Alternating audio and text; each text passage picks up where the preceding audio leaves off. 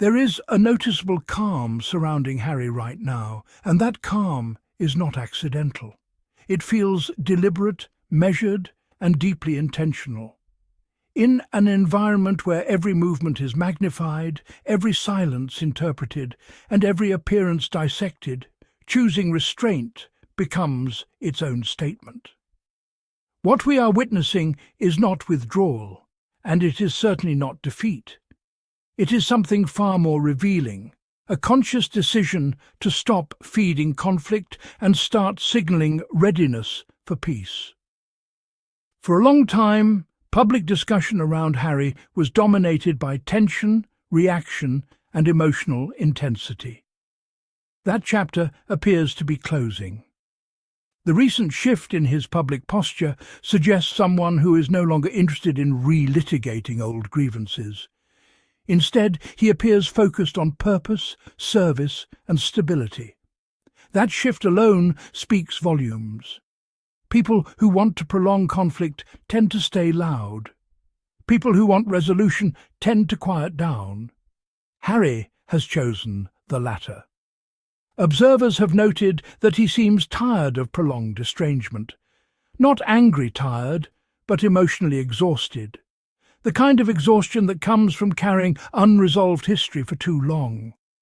This is not the behaviour of someone trying to score points or dominate a narrative. It is the behaviour of someone who understands that time, distance and dignity can sometimes do what arguments never can. The silence between the two brothers has lasted years now, stretching back to a moment of shared public duty in 2022. Since then, there has been no visible sign of direct communication. That absence has fueled endless speculation. Yet Harry has resisted the temptation to use that silence as leverage. He has not weaponized it. He has not turned it into public pressure. He has allowed it to exist, untouched, as though acknowledging that some bridges cannot be rebuilt with words alone. What makes this moment especially significant is timing. A major event in the United Kingdom is approaching next year, one that Harry founded, shaped, and poured his identity into. The Invictus Games are not just another appearance on a calendar. They represent resilience, recovery, and dignity for those who have endured hardship and emerged stronger. They also represent Harry at his most authentic, away from hierarchy, status, and expectation. This event carries memory as well as meaning. When the Games were launched in 2014, senior figures stood visibly in support. That history lingers quietly in the background now. No announcements have been made, no invitations have been publicly extended. Yet the symbolism is unmistakable. The platform exists. The space is there. And sometimes that is enough. What stands out most is what Harry is not doing. He is not hinting. He is not lobbying through intermediaries. He is not stirring anticipation through carefully planted headlines. Instead, he is allowing the work itself to speak. That approach removes pressure and preserves dignity on all sides.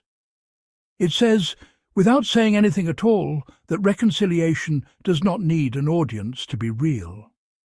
Experts have pointed out that the other side of this divide appears far less flexible. There has been little visible appetite for mending things, and years of guarded emotion have hardened into distance.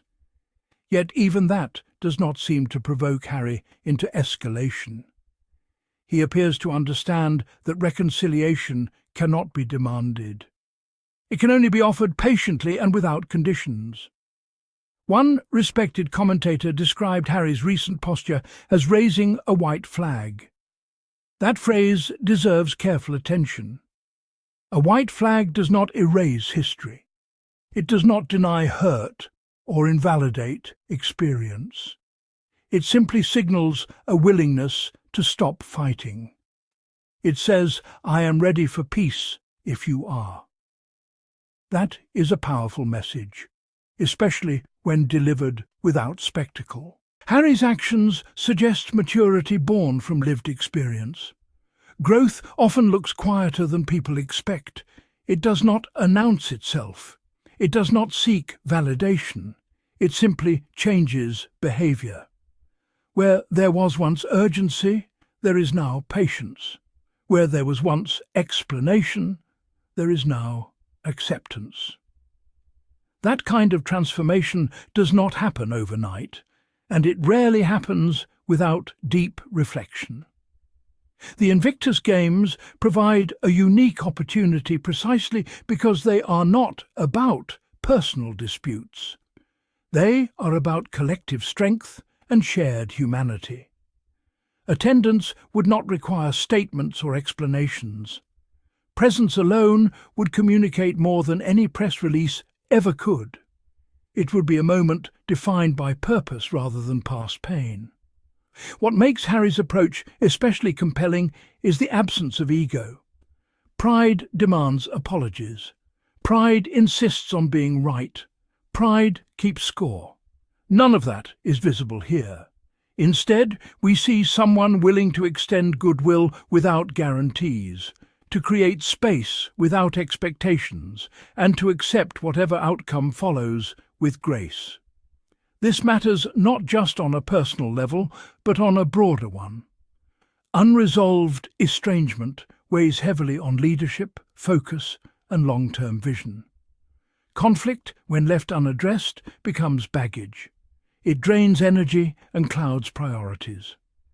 Harry seems keenly aware of this reality, and his recent choices suggest he no longer wants to carry that weight. There is also something quietly strategic about choosing Invictus as the potential setting for reconciliation. It is neutral ground, rooted in values that transcend personal history. It is a space where dignity, courage and service take centre stage. In such an environment, old narratives lose their power, replaced by something far more constructive. Importantly, Harry is not framing this moment as a turning point or an ultimatum. There is no deadline, no countdown, no expectation of response. That patience is itself a form of respect. It acknowledges that healing moves at different speeds for different people, and that forcing resolution often backfires. If reconciliation happens, it will likely be understated. There will be no grand gestures or dramatic visuals. It will be quiet, perhaps even subtle. And that subtlety will be its strength. Because real healing does not need to perform, it simply needs to exist. And if reconciliation does not happen, the effort still matters. Choosing peace does not require reciprocity to be meaningful. It requires intention.